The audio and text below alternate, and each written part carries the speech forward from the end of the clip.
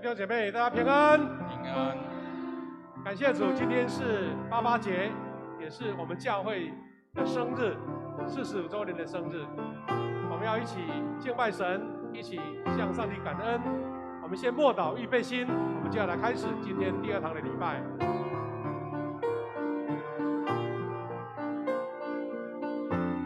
诗篇98篇4到6节，我们邀请在场的弟兄姐妹一起跟我一起来宣读，预备来，全力都要向耶和华欢乐，要发起大声，欢呼歌颂，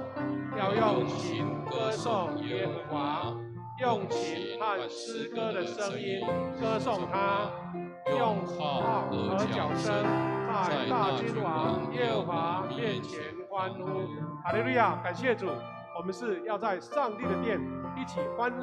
呼来庆祝，要来诗歌歌颂他。接下来我们要由我们的敬拜团带领我们一起用诗歌来赞美神。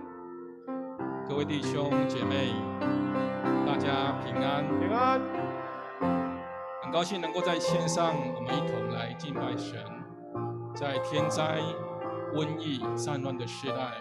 我们要宣告上帝是我们永远的依靠。接下来我们用这首诗歌来赞美祷告。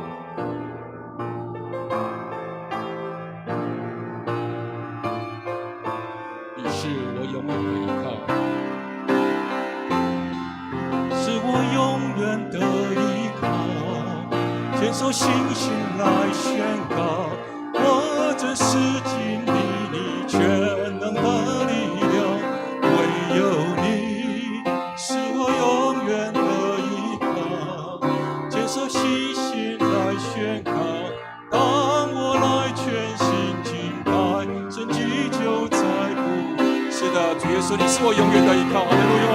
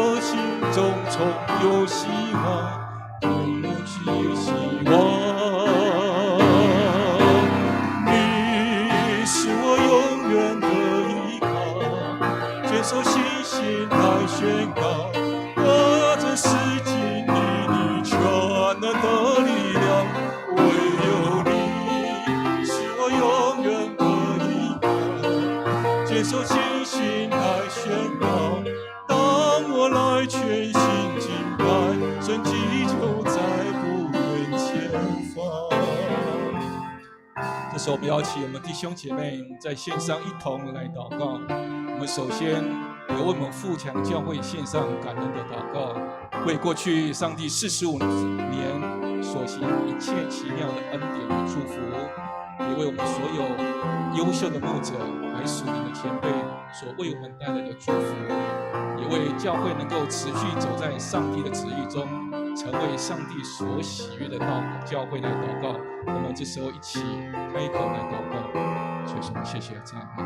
最后过去一次所做的献上我们满满的祷告，所以说求你来祝福我们的教会，能够在你的恩典当中持续来把教会给你祝福。所以说我们谢谢过去45周年的祷告带领，我们相信你必要带领我们持续走在你所命定的祝福道路当中。我们将教会献上。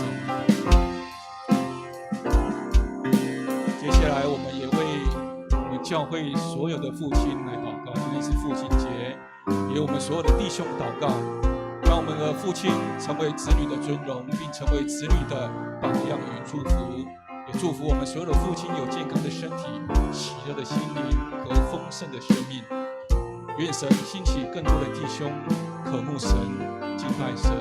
服侍神，使富强教会成为一个刚强的教会。我们一起开口来祷告。所以说我们谢谢要赞美你，所以我们求你持续来祝福我们的所有的弟兄，让我们在你面前蒙祝福。所以说赏赐那刚强的心在我们所有弟兄当中。所以我们要谢谢要赞美你，所以我们求你来祝福所有的弟兄，让我们也在身体带领我们的家庭来敬拜主，带领我们的子女来敬拜主。所以我们要谢谢你赞美你。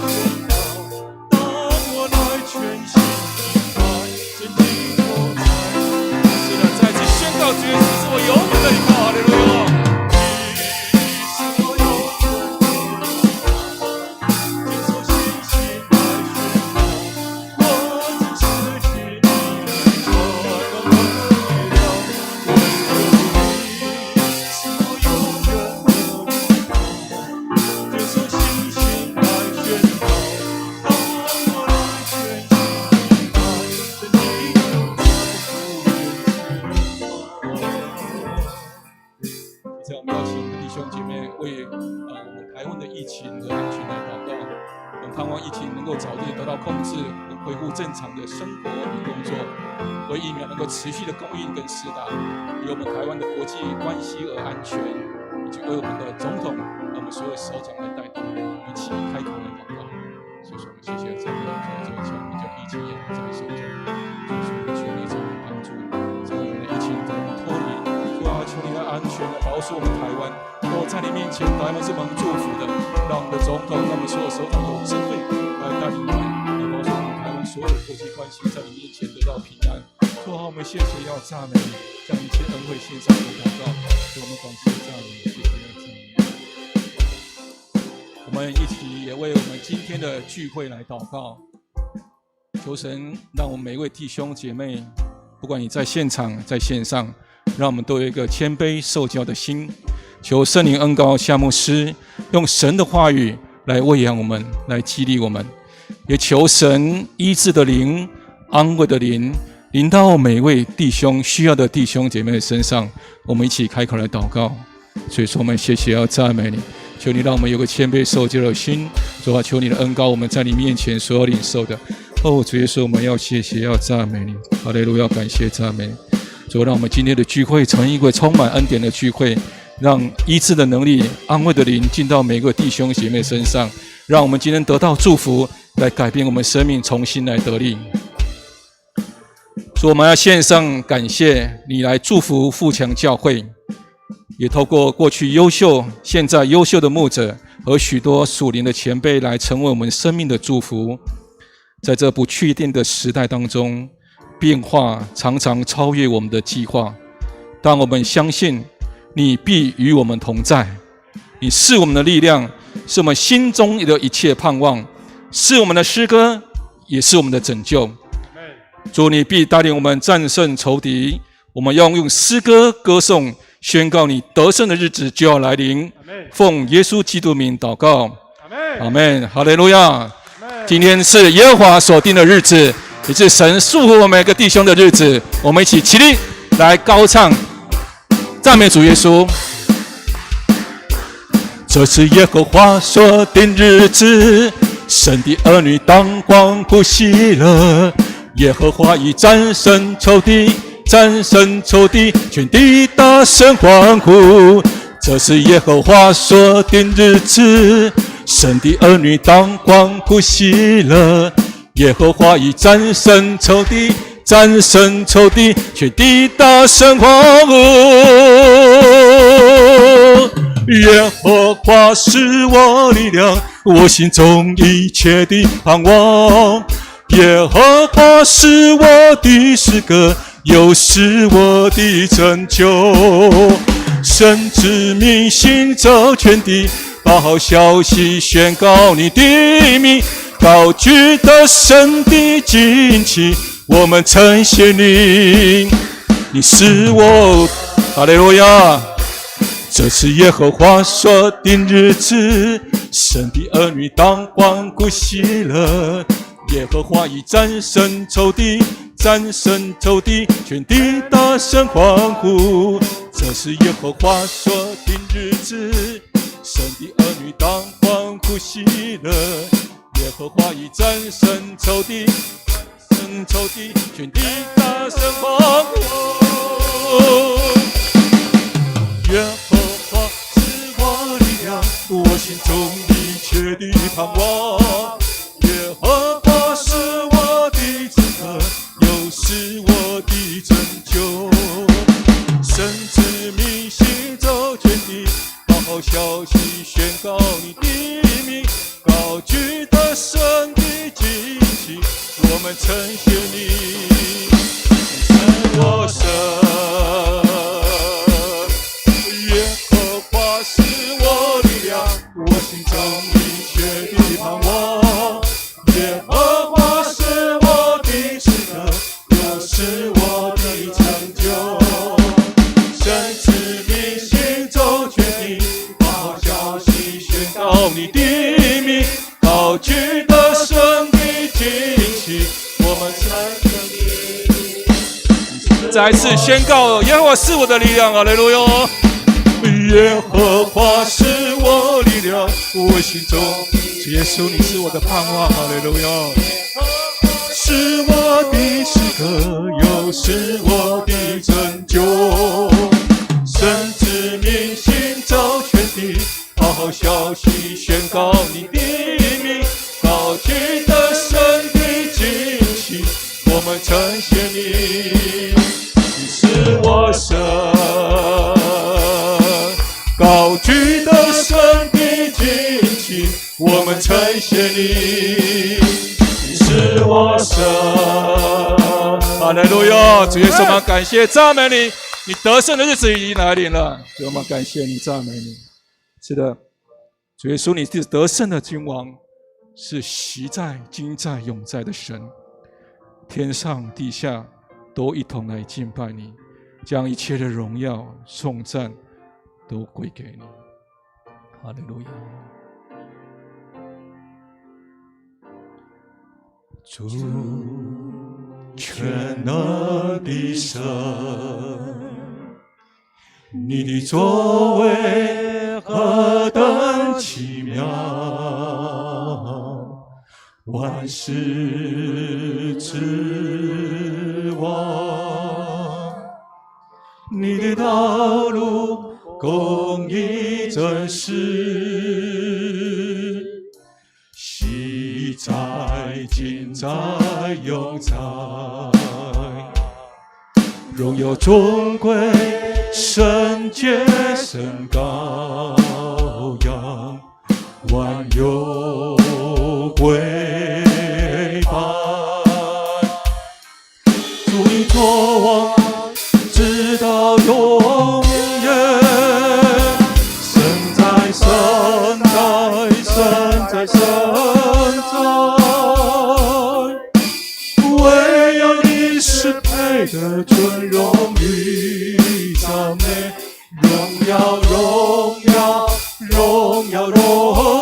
耀。救恩都属你，权柄都属你，能力都归至高神。主全能的神，你的作为何等奇妙，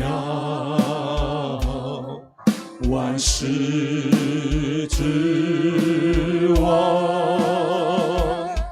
你的道路公义真实，昔在今在永在，荣耀尊贵，圣洁神羔羊，万有归。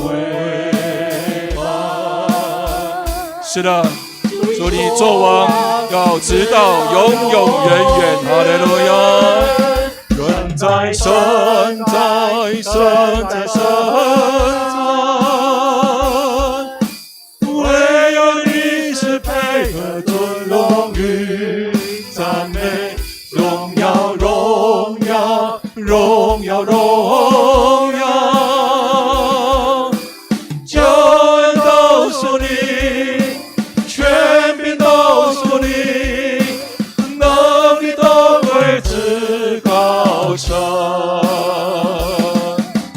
哈利路亚，哈利路亚，哈利路亚，哈利路亚。哈利路亚，神在，神在，神在，神在，唯有你是配得尊荣与赞美，荣耀，荣耀，荣耀，荣耀，救恩都属你。权柄都属你，能力都归至高。神在，神在，神在，神在，神在，神在，神在，唯有你是配得尊荣誉赞美，荣耀，荣耀，荣耀，荣耀。救恩都属你，权柄都属你，能力都归至高神。救恩都属你，救恩都属你，权柄都属你，能力都归至高神。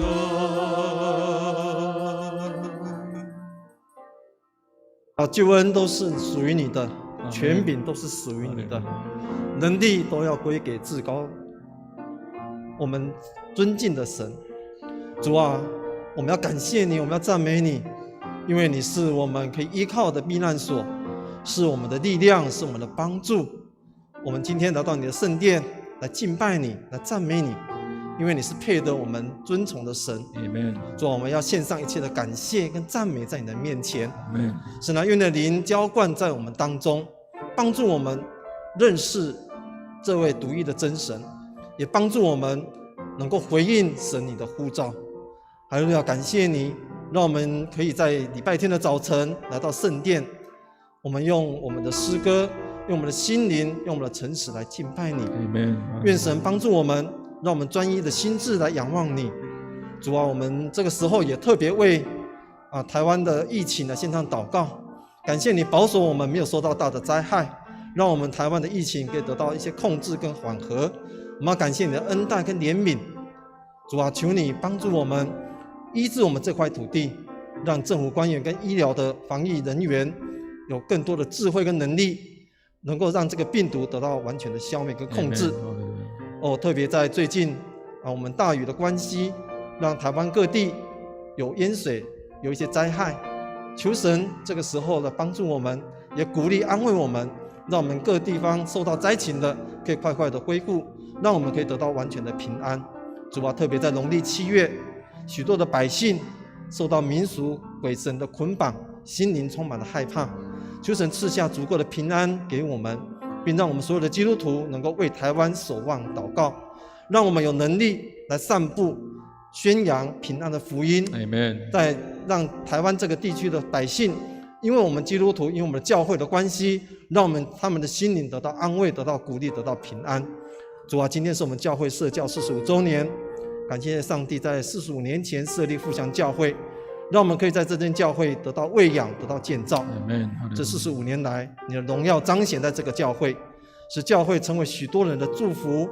也抢救了许多失丧的灵魂。我们要这样来献上感谢，我们愿意回应你的呼召，来完成你为我们设立这个教会的一个目标。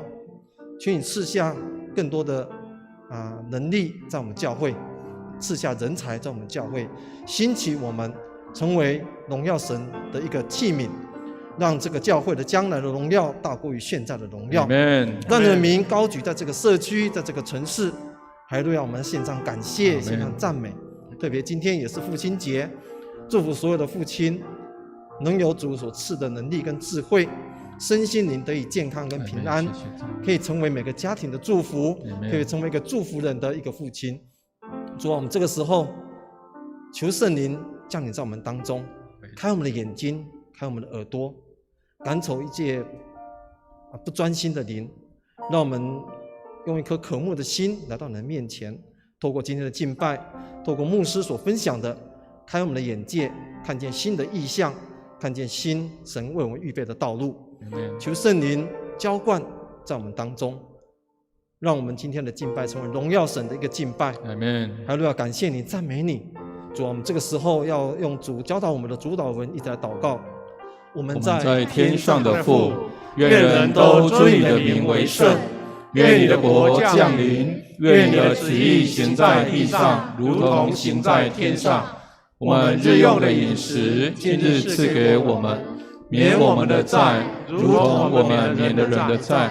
不叫我们遇见试探，救我们脱离凶恶。因为国度、权柄、荣耀，全是你的，直到永远。阿们。大家请坐。今天是我们教会设教45周年，是我们教会的生日。今天圣歌队要来带领我们来一起来赞美神。这首诗歌是耶稣的爱何等深广这个时候要请大家一起来透过影音，我们一起来赞美我们的神。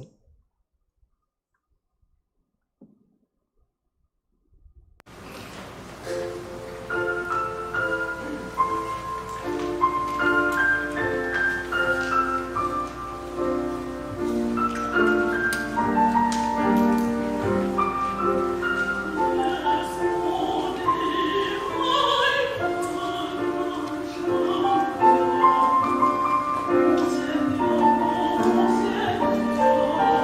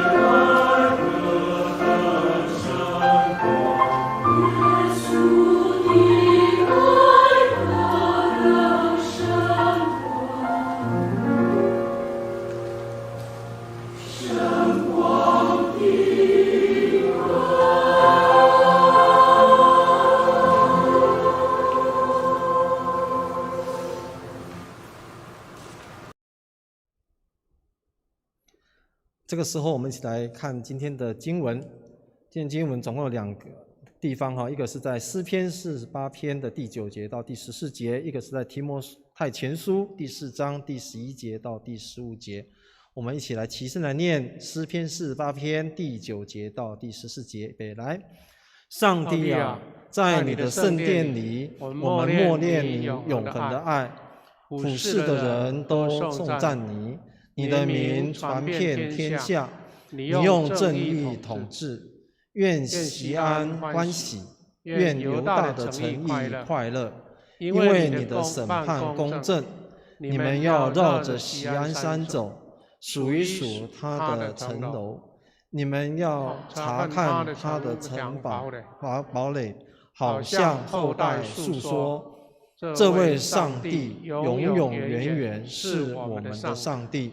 他世世代代要带领我们。第2段圣经是提摩太前书第4章11节到第15节。来，你要把这些事指示他们，教导他们，别让人小看你年轻，无论在言语、行为、爱心、信心和纯洁各方面，都要做信徒的榜样。你要在宣读圣经、讲道和教导等工作上多下功夫，直到我来。不要忽略了你属灵的恩赐，这恩赐借着先知的预言和长老们的按手是给你的。这些事你要专心一意去做，让大家看出你的长进。今天是我们教会45周年，所以这个时候我们还要再邀请圣歌队来献唱一首诗歌，这是台语的诗歌，归于耶和华。这个时候，请圣歌队透过影音来带我们一起赞美神。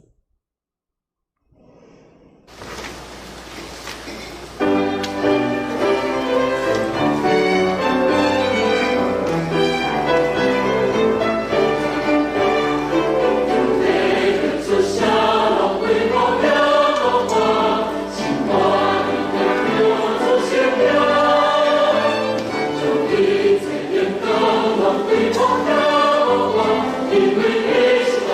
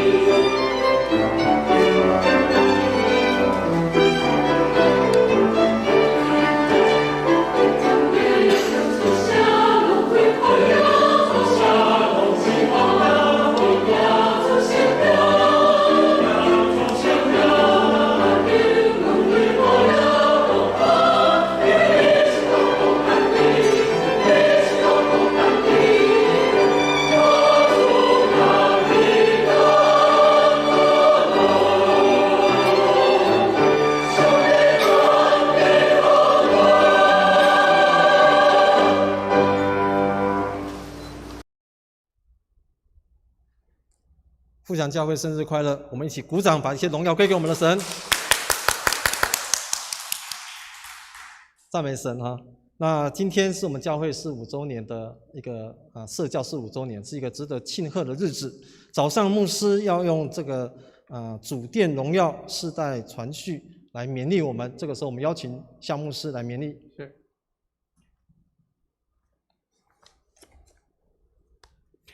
各位弟兄姐妹，大家平安！很难得我们教会45周年，还有88节的同一天哈。我们在家里面或者在现场，我们彼此来祝福，说88节快乐。我们给隔壁来祝福哈，也祝我们富强教会生日快乐。感谢赞美主。借着今天这个主日呢，牧师要跟我们分享一个主题，就是主殿荣耀世代传续。那这个主题我要分2个阶段来分享哈。首先就是我们借由这个45的欢庆，我们一起来看见神的荣耀。刚刚我们读了诗篇我们的48篇，这边提到诗人他在圣殿里面看见神的荣耀，看见神的应许，看见神的带领。我们也要在45周年的时候一起领受，在富强教会这个圣殿，我们有经历到像诗人在圣殿里面经历到的恩典没有？首先，荣耀的圣殿，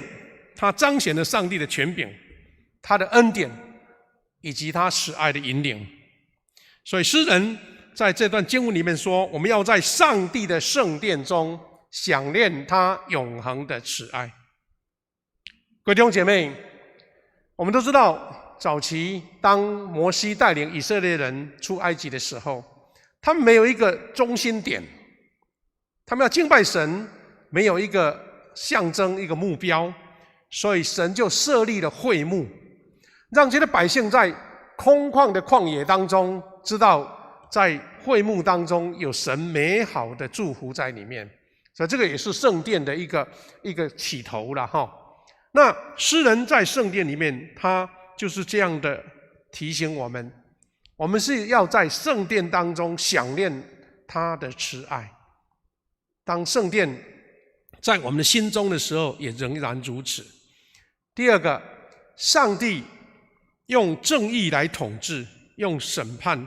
用公正来做审判。意思是说，在圣殿里面看见神这样的正直、公义，还有在领导的时候没有偏私，我们就能确信说，神因为这样的公义普遍在这个社会上，就会使锡安欢喜，犹大的城邑快乐。锡安就是代表耶路撒冷，犹大的城，每一个城市因为有这样的公义跟审判正直，就会得到平安。弟兄姐妹，我们在上帝的殿也是要这样子来称颂耶和华，让上帝的正义统治、审判、公正普施在我们台湾每一个角落。神的祝福恩典在当中，我们就会看见每一个城市充满了神的喜乐。这个是诗人他在圣殿祷告的第2个阶段。第3个阶段是我们在上帝的殿中去体认到、去确信、去宣告，上帝永永远远是我们的上帝，他世世代代要带领我们。这是今天我们读了这一段经文所得到的一个学习。那今天我们在庆祝或是纪念富强教会45周年，我想各位都知道，我们原先是已经在年初就计划好了，今天应该是在梦时代这个大餐厅里面召集好几百人一起来热闹庆祝。但是事与愿违啦，我们的计划永远赶不上变化。那我们从扩大欢庆变成现在，我们现场只有几位服侍同工，大家仍然是在这个线上。你的理解是什么呢？也许有人会失落，觉得说原先期待的这个热闹就没有了。但其实庆祝跟热闹是一个部分，但是我们更慎重的是，在这一个没有办法按照我们的想法来做的时候，你怎么样仍然去持守上帝的应许？在诗篇当中，诗人所得到的一个属灵的一个确信，有没有在我们今天庆祝45周年的时候，在你我的心中仍然这样的掌握？虽然没有热闹庆祝，但是神的恩典继续跟我们同在。我们从刚才诗篇48篇的经文里面，我们把它回溯在我们的教会里面，我们也承认，我们也确信上帝荣耀的殿永恒存在。在这45年中，我们从前辈开设教会，我们从当时的布道所，经过多次的迁移，然后在我们东门路3段这个地方建立了会堂。那今天已经经历第2次的建堂了。那这些历史给我们什么样的感受呢？就是我们因为有一个中心点，我们有一个目标，一个尾声的一个方向，所以我们就在神的殿当中，我们经历他奇妙的恩典。历代每一个时刻，每一个人在富强教会出入的，我们都这样子的领受。我们也要在主的圣殿当中，富强教会当中，我们在里面，无论是实体的聚集，无论从当初人数从不到几十个到现在好几百位，我们就是在主的殿中，我们要颂赞，要歌颂，我们用美丽的诗歌，充满感动的诗歌来敬拜神。我们在里面一起追求神的道，圣经的道理，圣经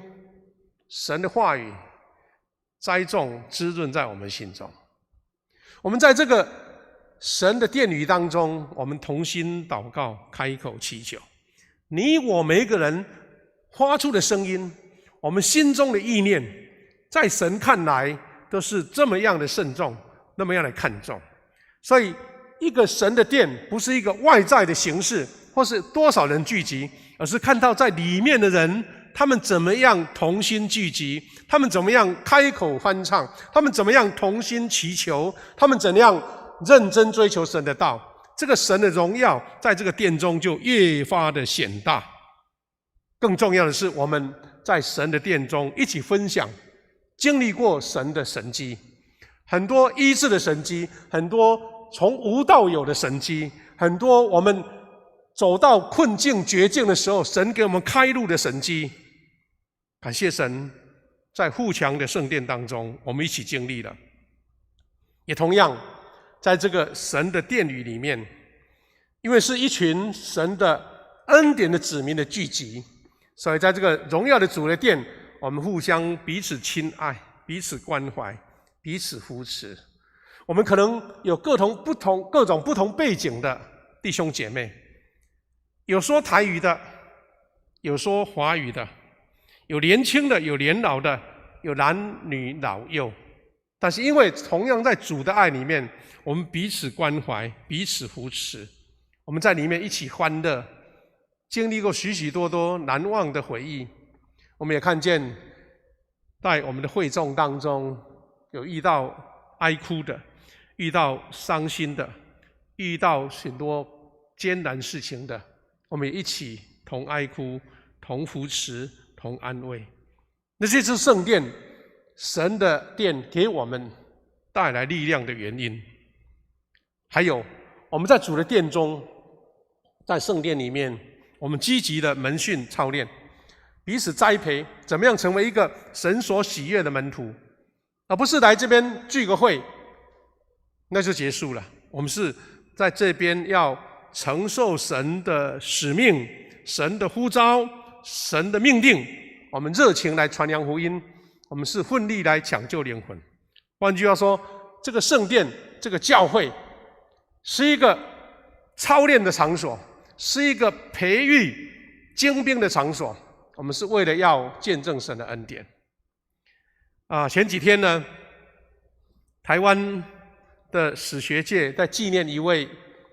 也可以算是说华人世界的史学的泰斗，叫做余英时先生。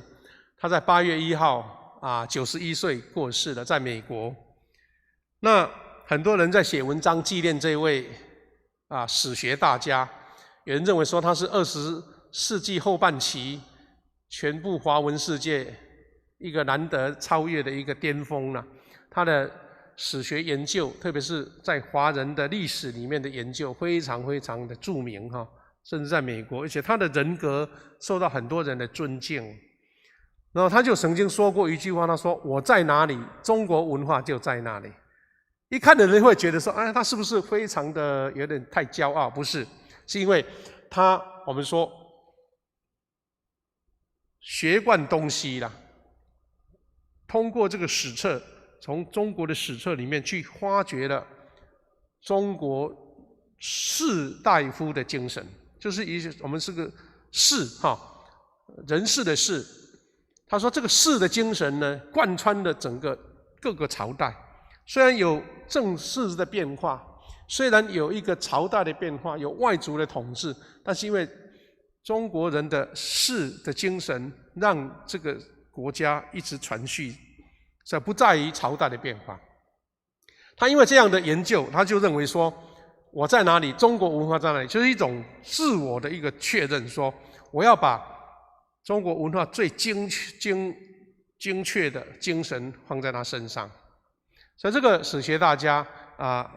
离开了，帮他留下的言论跟很多很多的著作，成为后代很多他的子弟非常棒的学习。那因为余英时先生所讲的这句话，我是要引用他的话了，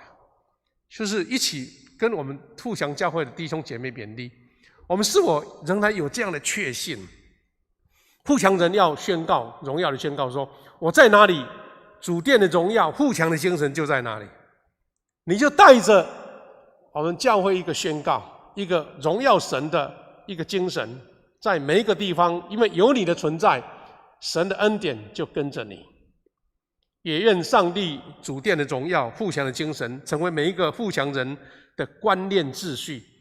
大家还有没有印象？牧师在2-3个礼拜前分享了这个清教徒的精神，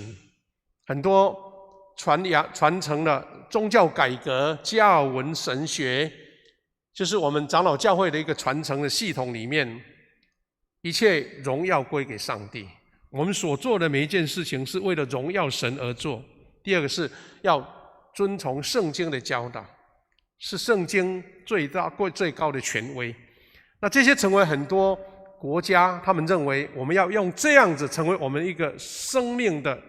这个精神。我们这样子做，就是按照这个叫做观念秩序。那就像犹太人、以色列人，他们自认为是神的选民，所以他们就有一种强大的使命感。在任何一个地方，即使是亡国的时候，他们仍然持续的这个坚定的信念。我期待富强教会的基督徒也这样子自我的一个认定、使命跟呼召。我在哪里，富强精神、神的恩典就在哪里。那这是我们庆祝45周年，神给我一个宣告，是说我们怎么样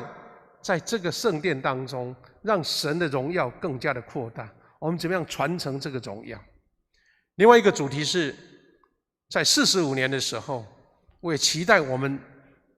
富强教会的基督徒开始思考，怎么样让这个荣耀、上帝的荣耀，在我们这一辈的弟兄姐妹当中继续传承下去。那个传承是比怀念更重要，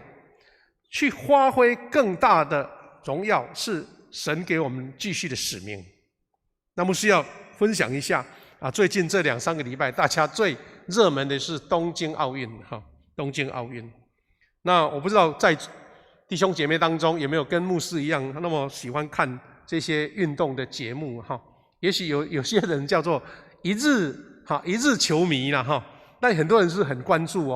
各样的球赛那个名字都朗朗上口的不管无论如何，我们是看到东京奥运给牧师一个很大强烈的一个感受了，就是一句话：我们台湾的新世代让人刮目相看。那我要分2个阶段来分享。我说先是讲到这个主办国日本他们所遇到的挑战。其实从去年疫情来了之后，这个国家就一直在犹豫到底要不要办，因为这个疫情影响太大了，谁都不能承担这个责任，所以他们落在绝对的困境当中。这个主办国日本，即使在开幕前，还是有日本的他们的民众说不要办啊，不要办这样子。但是我们很钦佩的是，这些主事者他们知道他们要做什么，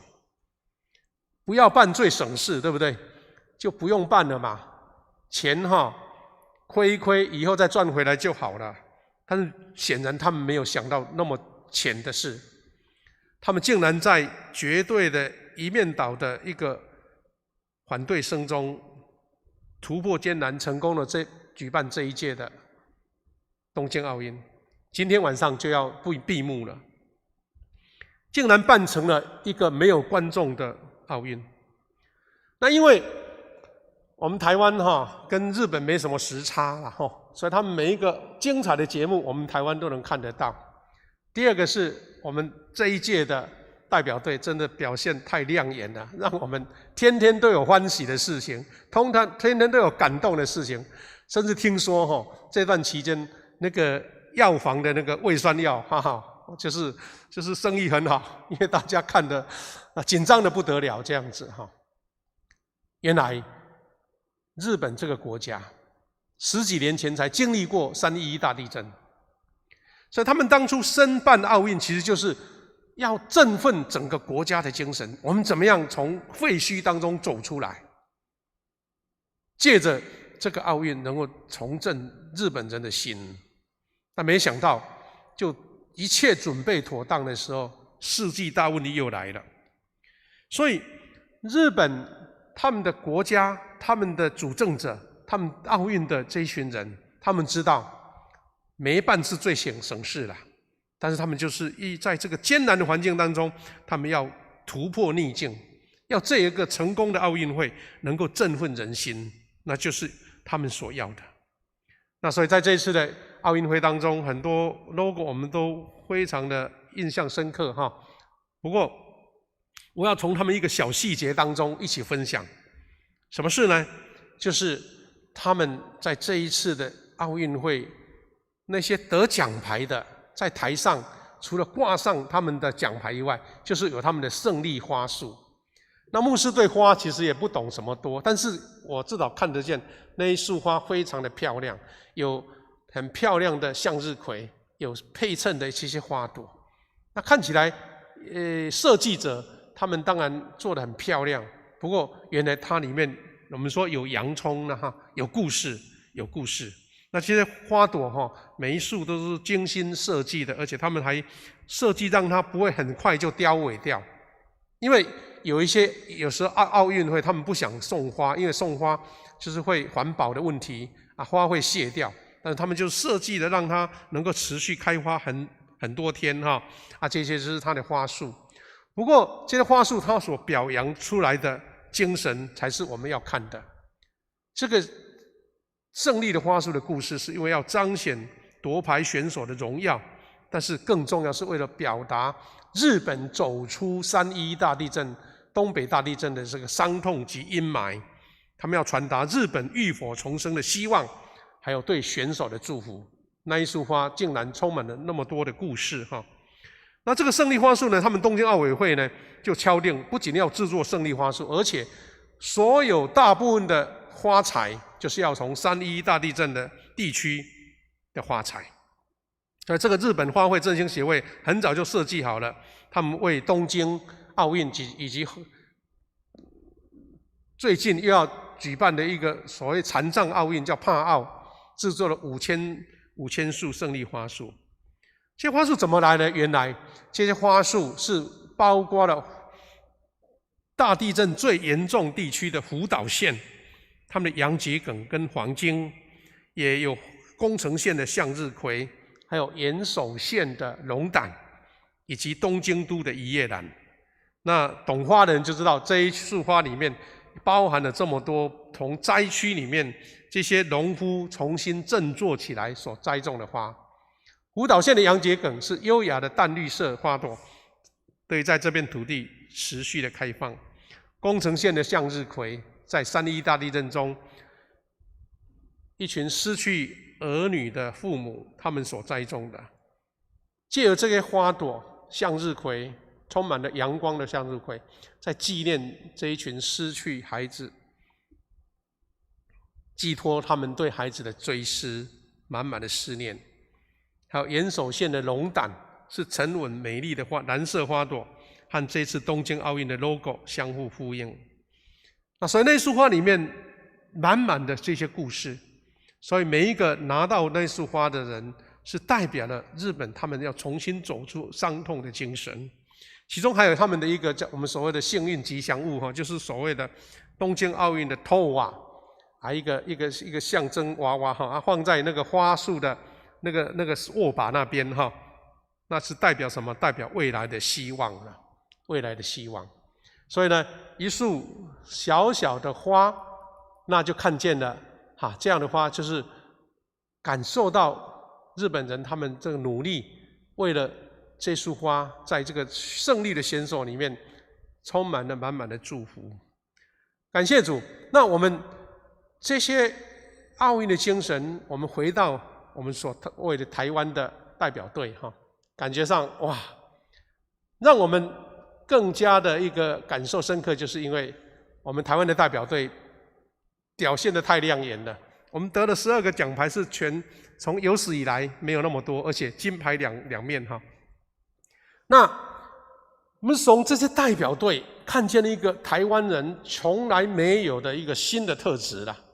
很多评论家都这样讲说，我们的年轻世代有新的特质，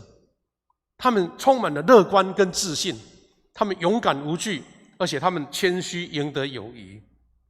那跟牧师这一世代人都知道，我们从早期看到杨传广，对不对？看到纪政得奖，我们就觉得哇不得了了，已经太厉害了但是太长的时间，我们台湾的代表队通常都是有一种心态，就是说我们能够参加奥运就已经不得了了常常那一句话叫志在参加，不在得奖。那其实是自我安慰的话，不过真的很奇妙。我们新的一代的年轻人他们没有这种想法，也没有这种包袱，也不是那种我们所谓初生之犊不畏虎的，是他们有自信呢，因为他们真的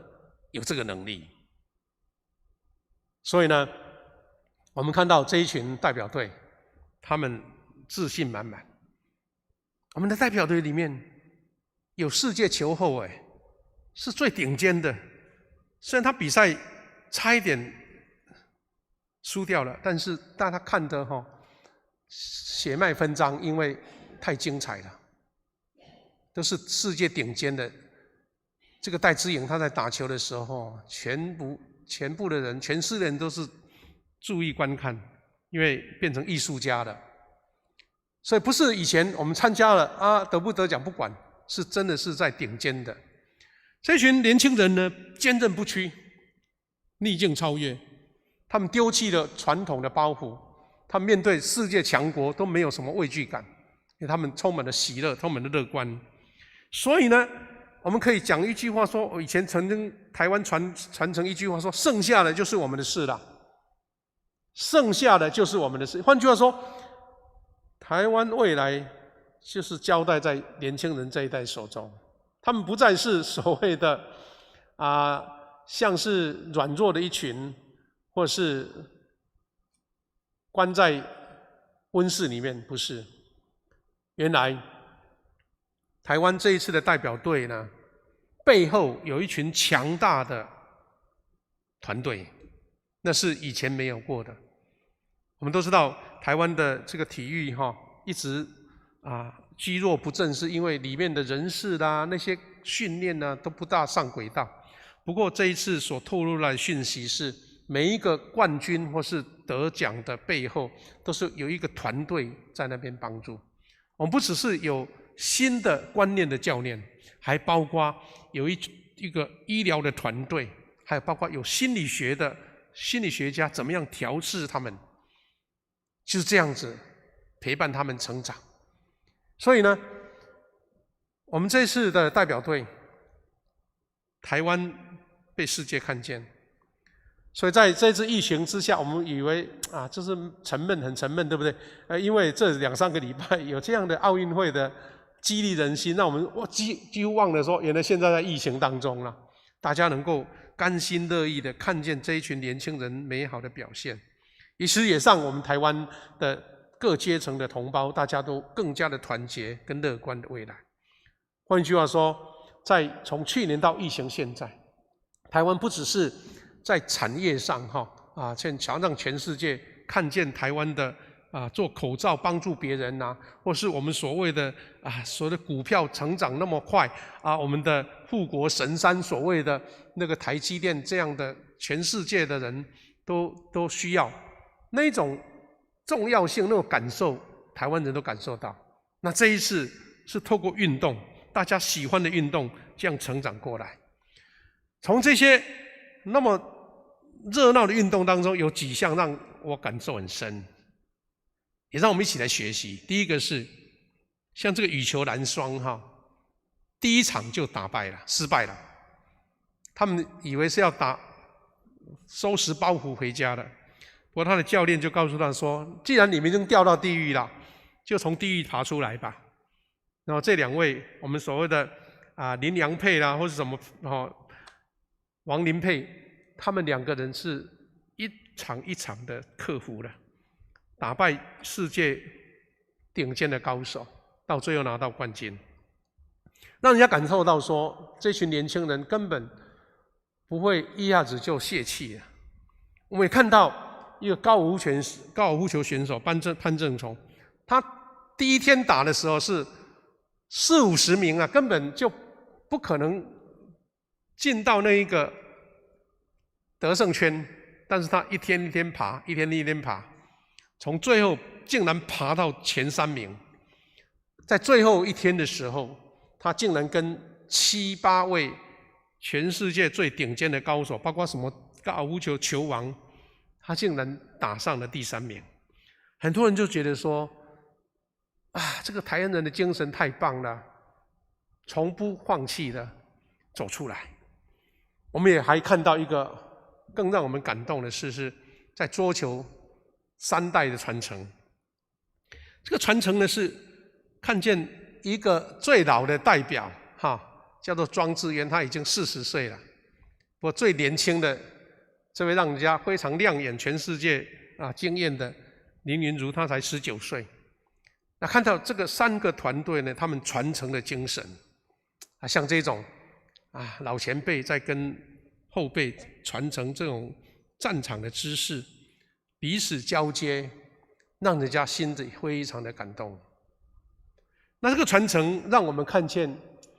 从我们教会里面也看到这个讯息了。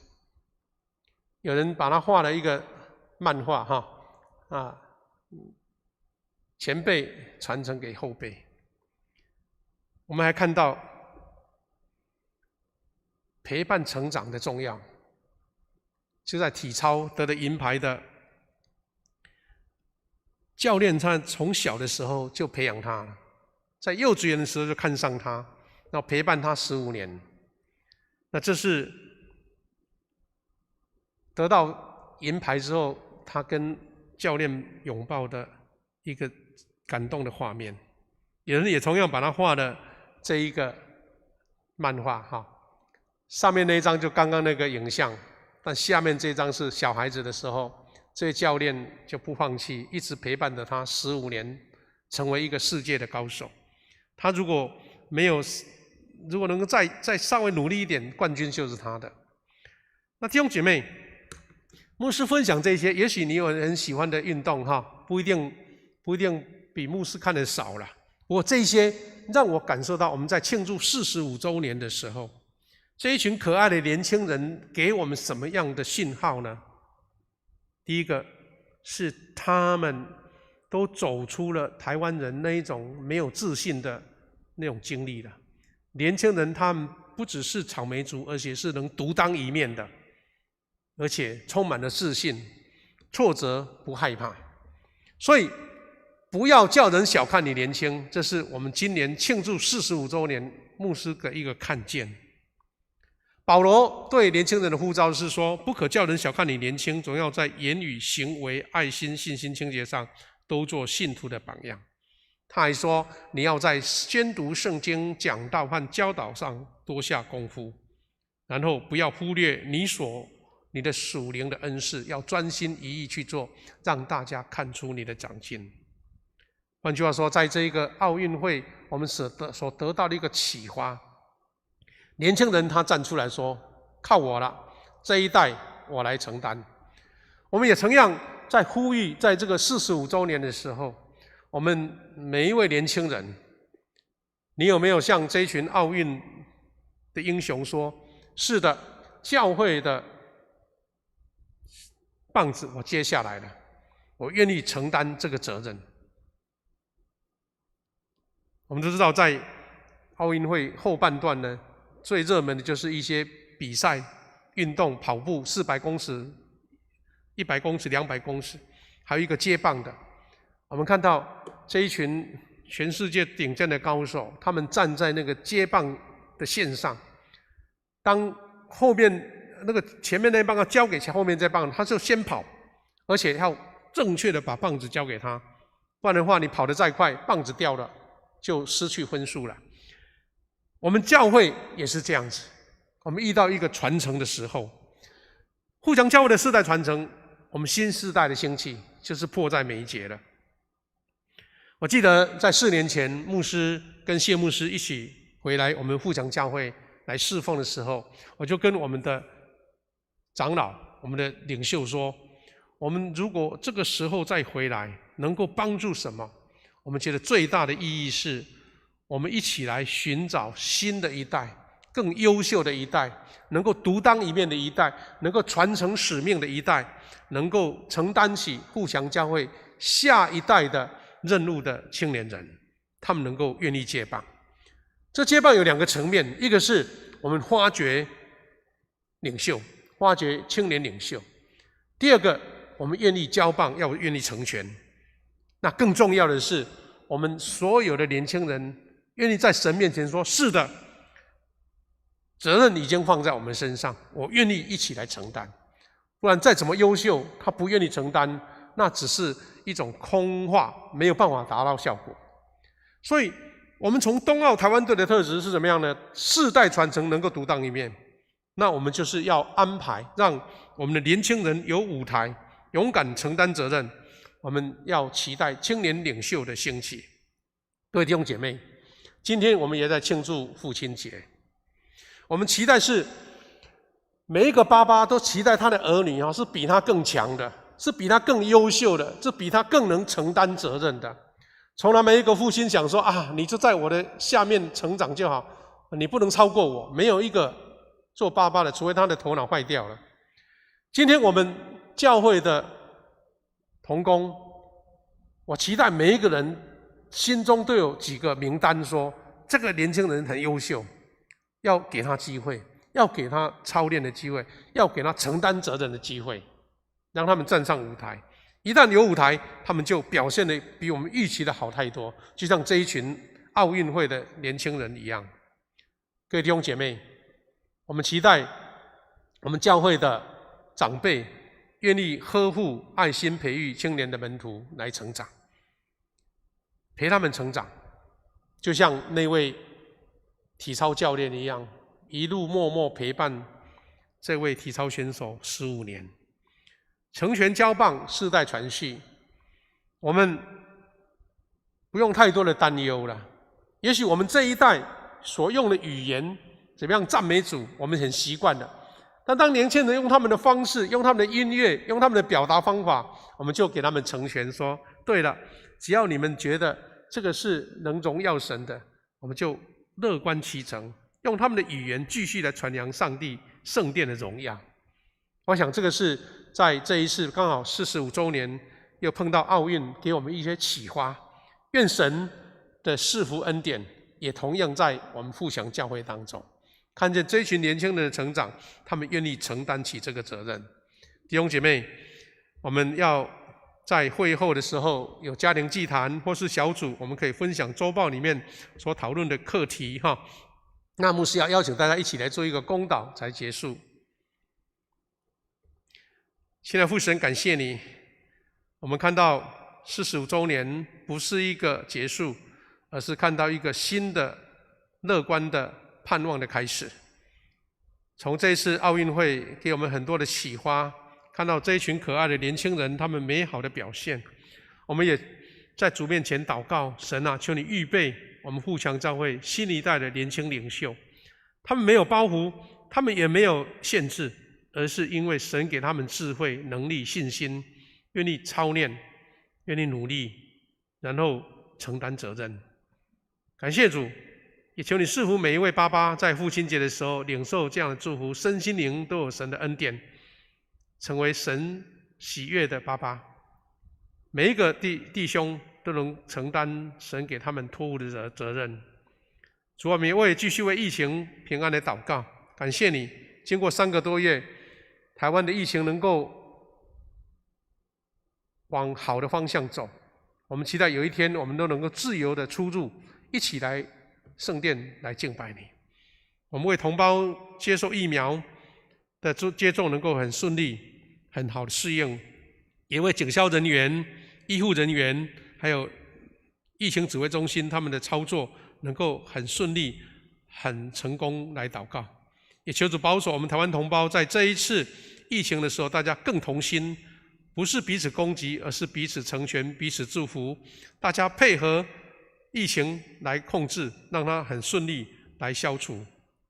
我们也为在疫情当中因为经济、事业、工作受影响的弟兄祷告，求你保守这些兄姐，他们有神所赐的智慧跟力量，有很好的一个后勤的资源，能够顺利度过难关。我们也为教会各项事工能够后续顺利恢复，无论是小组聚会、团契聚会，各样的训练都能够顺利恢复，求神亲自预备。也为暑期期间青少年主日学生有好的假期安排，身心灵都得成长来祷告。也为最近几天卢碧台风所带来的豪雨，很多地方淹水，求神保守大家都平安。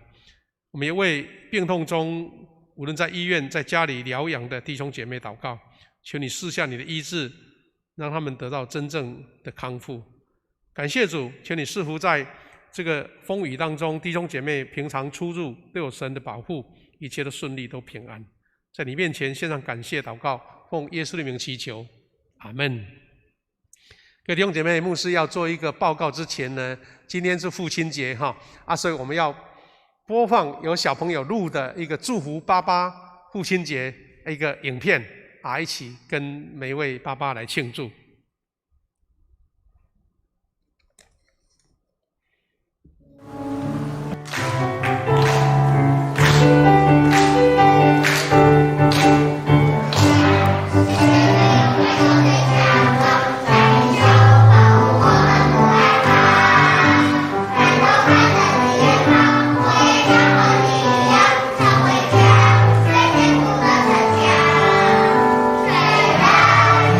我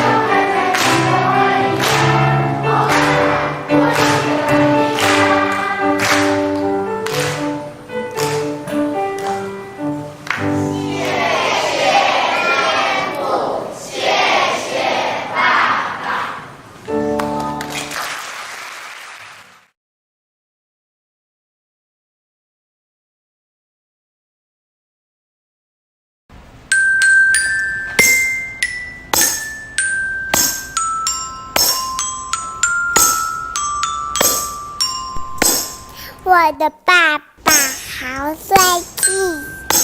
身体强壮有活力，天天工作最努力，时常陪伴照顾我。I love you, I love you， 爸爸我爱你。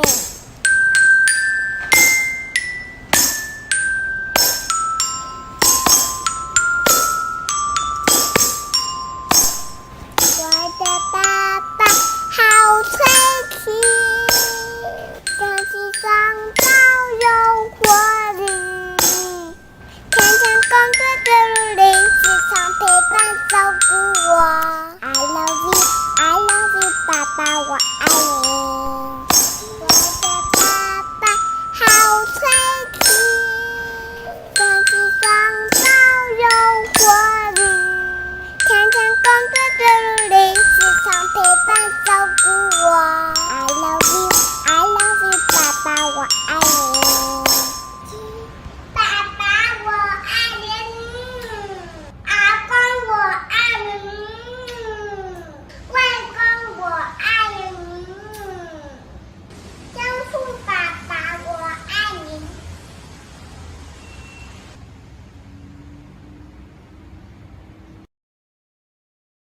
祝福每位爸爸父亲节快乐！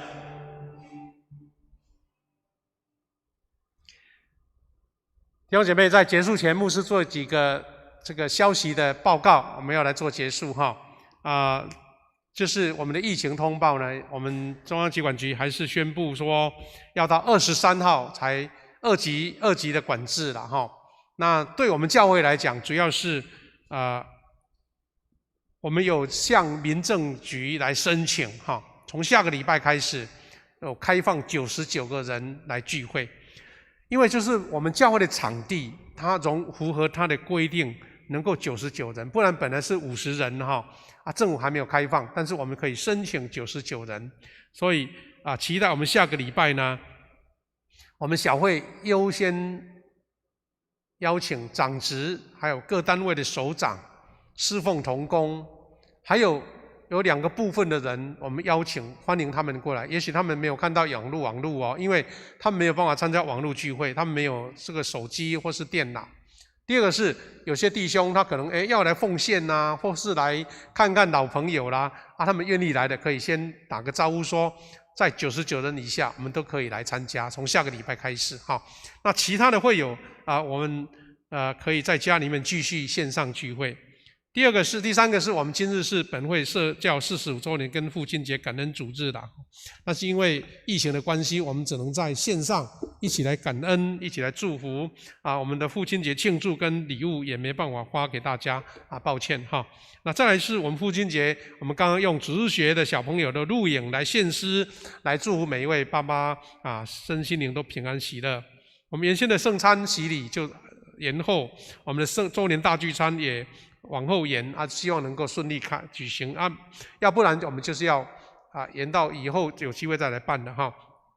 那么周五祷告会除了线上以外，我们就是开放实体，因为99人以内，我们的祷告会的实体都可以参加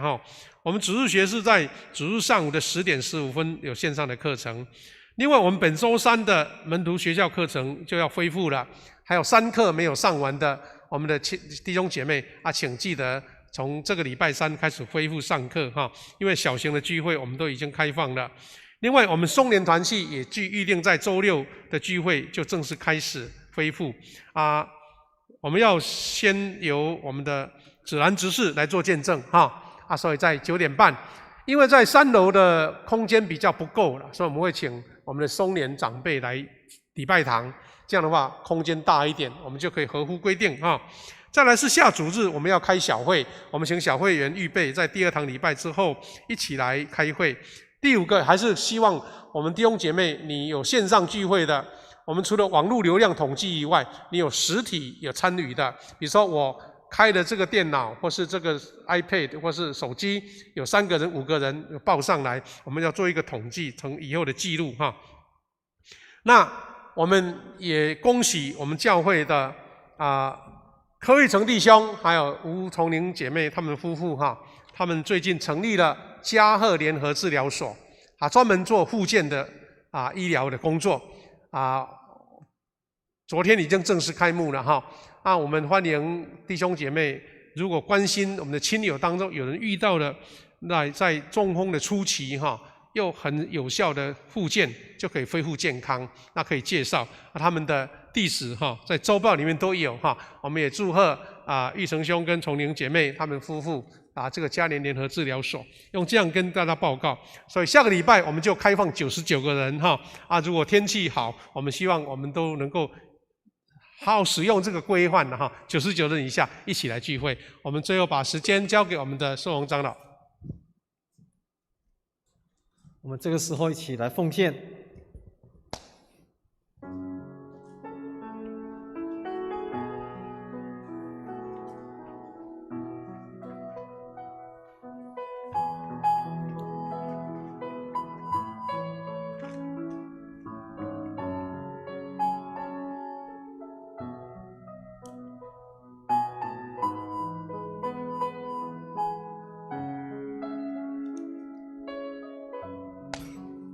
我们大家起立，我们来唱奉献的诗歌《一生爱你》。亲爱的宝贵耶稣，你爱何等的甘甜，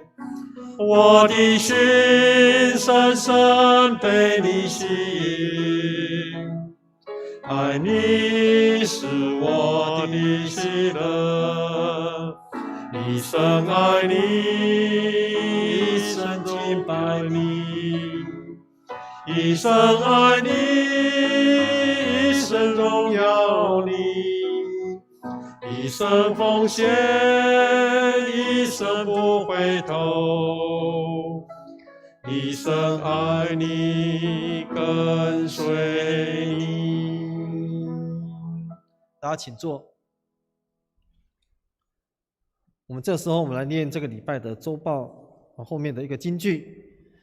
这个金句是记载在《申命记》第5章第16节。我们大家齐声来念，预备来。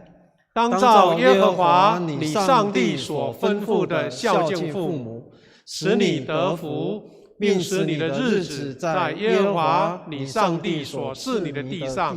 得以长久。申命记5章16节。我们今天礼拜到这个地方，我们这个时候大家请起立，我们唱颂咏诗歌《我的神，我的王》。唱毕，我们请牧师来做祝祷。我的神，我的王啊，我要遵从你的命，我要永远称颂你，我要天天称颂你。我们一起来领受从神来的赐福跟恩典。愿主耶稣基督的恩典、上帝的慈爱、圣灵的保守相通赐福，在我们教会45周年感恩的日子，以及88节的庆祝当中，施恩典给每一位弟兄姐妹，也赐福我们前面的道路有三位一体上帝的保守跟带领，从今时直到永远。阿们。阿们。阿们。阿